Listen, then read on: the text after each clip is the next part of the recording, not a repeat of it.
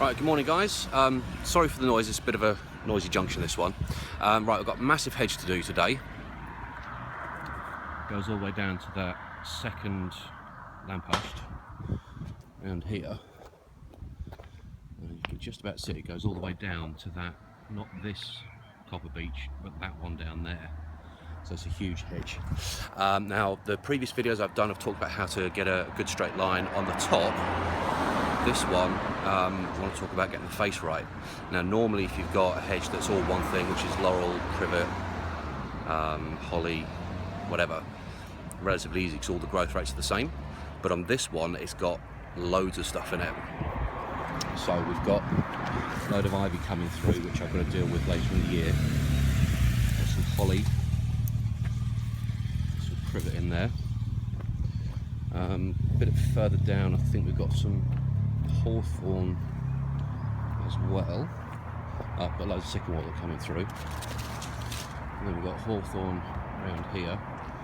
Also got some viburnum, which has got a viburnum beetle on it, which is not good, but very little you can do about that. Some euonymus. And then come back around this side.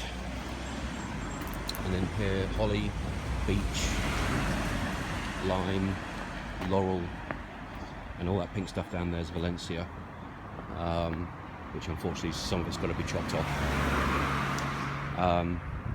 So this one's a proper smorgasbord of lots of different things. So getting a straight line on this, no, you can't do it with string.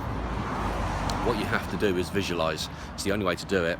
So what I do when I've done this one, and this is the 6th time I've done this one, I start at the top and work my way down because I can see from the top to where I'm going to. So I look down there, you can see how much of the path has been taken up by it. This one actually is supposed to be having a renovation at some point. It was going to be last summer, but if you remember the project videos that I did, this is the project garden with the big laundry makeover that I did. I've yet to do this side of the garden. Actually, I'll just quickly show you this because there's a lot to do in here. So we've got some fabulous stuff in there. Scots pine. This is Cotinus cagigria, but it is huge. So it's 20 foot high. And it goes all the way around here.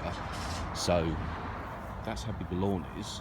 Problem is, it's missing about 20 feet because it's been left to grow so much. I'm supposed to be cutting all of this back, right back to the bottom of the yew tree at the back there,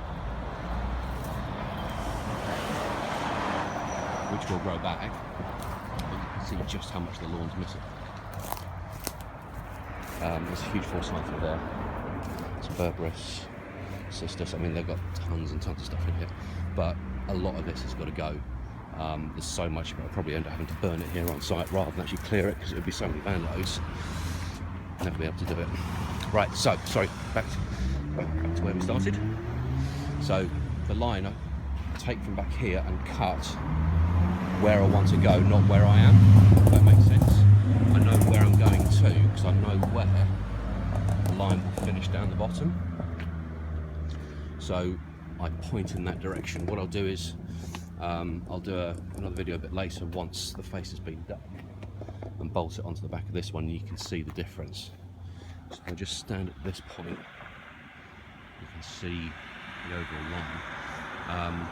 And when I do hedges, whatever size they are, I always do the face first, I never do the top first, mainly because it makes the top easier. What happens is as you cut back, you've got less depth to deal with on the top once you've done the face, but also once you've cut in, you can see the old flat line where the hedge was previously cut on the top, and it makes it easier to see where you're cutting in. So what I do is, once I've done the face, I'll show you the face line once it's cut in, but I'll also stand on the other side of the road and show you so you can see where the actual top line is supposed to be. It should be quite visual on this one, even though there's lots and lots of different things in the hedge. So I'm going to go and roast for a couple of hours and get the faces of these done, and I'll see you a bit later.